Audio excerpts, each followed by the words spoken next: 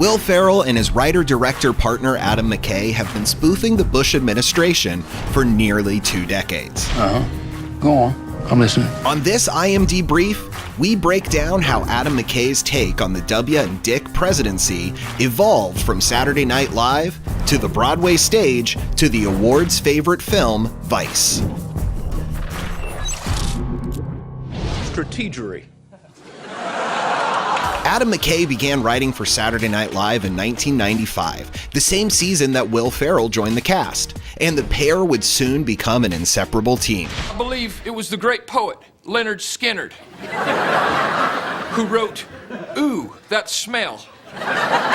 Can't you smell that smell?" I was at SNL for a couple years when Bush was in power. Not that long, though. Did a couple sketches that involved Bush and Cheney, but that's a very different approach. I mean, that's obviously based on what the 24-hour news cycle is.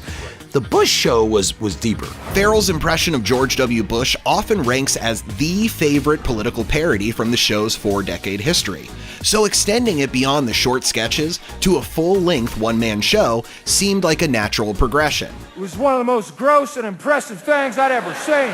In 2009, McKay produced and stage-directed You're Welcome America, A Final Night with George W. Bush, a show that Ferrell wrote and performed for more than a month at NYC's Court Theater. Even though it was Ferrell doing Bush, we really did, research and dig deep. Even then, I kept coming back to Cheney, and I kept feeling like Bush is a goofball, but I don't feel like he was steering the ship. I just kept having that feeling. And even Ferrell agreed, yeah, I get that feeling too. A guy's so charismatic he could shoot a man in the face with a shotgun.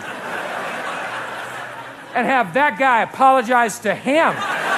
McKay backburnered Vice for the next 8 years of writing, producing, and directing movies, TV, and for the site they launched, Funny or Die. After he made a leap into more serious projects with 2015's Oscar winner The Big Short, tell me the difference between stupid and illegal and I'll have my wife's brother arrested. reinvestigating Cheney became McKay's next obsession. I have no doubt he's a genius. I don't think there's really been anyone who's come through Washington, D.C. who understands the bureaucracy and the levers of power to the degree that Dick Cheney does. He assembled a crack cast of collaborators, including Ferrell as a producer on the picture, and Christian Bale, who McKay last directed in an Oscar-nominated role for The Big Short. He's always going to come up with something really surprising in the edit room.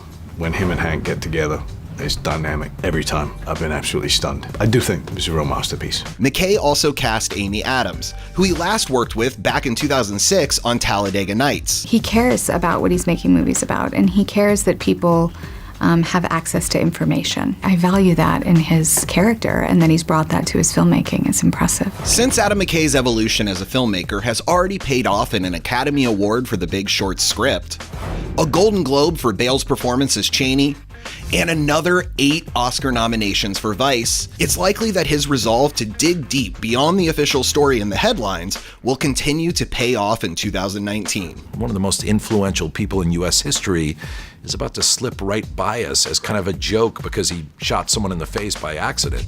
Which you had to include, of course. We had to. For more Vice, watch our interview with the cast and McKay right here. And for more of what's trending, stay tuned to imdb.com/imdbrief.